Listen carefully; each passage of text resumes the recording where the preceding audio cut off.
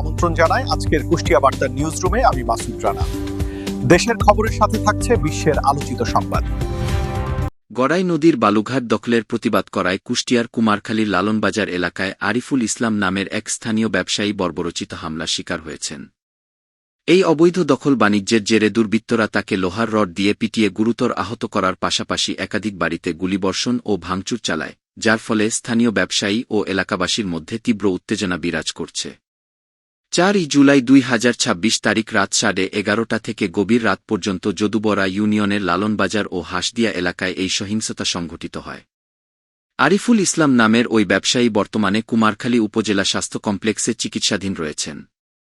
বালুঘাটের আধিপত্য নিয়ে সৃষ্ট বিরোধের জেরে সুজন ও রিশান সহ 10-12 জনের একটি দল আরিফুলকে বেধড়ক মারধর করে।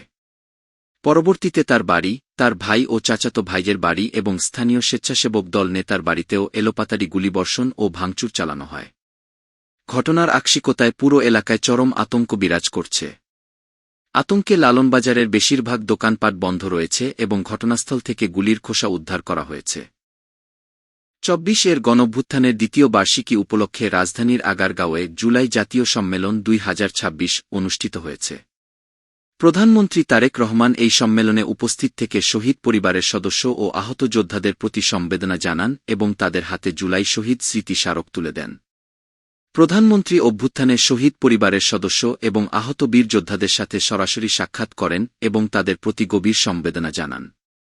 আহতদের দীর্ঘমেয়াদী চিকিৎসা এবং শহীদ পরিবারের পুনর্বাসনে সরকারের পক্ষ থেকে সব ধরনের সহায়তার প্রতিশ্রুতি পুনর্ব্যক্ত করা হয়। 250 শয্যা হাসপাতালে ভ্রাম্যমাণ আদালত, প্রতিবাদে ধর্মঘট।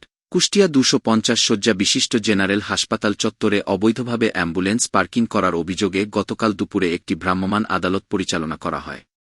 এ সময় অন্তত 10 জন চালক ও মালিককে 2000 টাকা করে জরিমানা করা হয়। এই জরিমানার প্রতিবাদে এবং অ্যাম্বুলেন্স স্ট্যান্ডের দাবিতে মালিক ও চালক সমিতি অনির্দিষ্টকালের জন্য ধর্মঘটের ডাক দিয়েছে, যার ফলে রোগীবহন ও সেবা কার্যক্রমে কিছুটা স্থবিরতা দেখা দিয়েছে। সারা দেশে ঝোড়ো হাওয়া ও বজ্রবৃষ্টির সতর্কবার্তা। আবহাওয়া অধিদপ্তর জানিয়েছে যে ঢাকা, কুষ্টিয়াসহ দেশের প্রায় 17টি জেলার উপর দিয়ে ঘণ্টায় 45 থেকে 60 কিলোমিটার বেগে অস্থায়ী দমকা অথবা ঝোড়ো হাওয়া বয়ে যেতে পারে। এই সময়ে বজ্রসহ বৃষ্টির প্রবল সম্ভাবনা থাকায় নদী, বন্দর ও সাধারণ মানুষকে সতর্ক থাকার পরামর্শ দেওয়া হয়েছে। আজকের সর্বশেষ খবর এটাই ছিল। পরবর্তী খবরের জন্য কুষ্টিয়া বার্তার সাথেই থাকুন।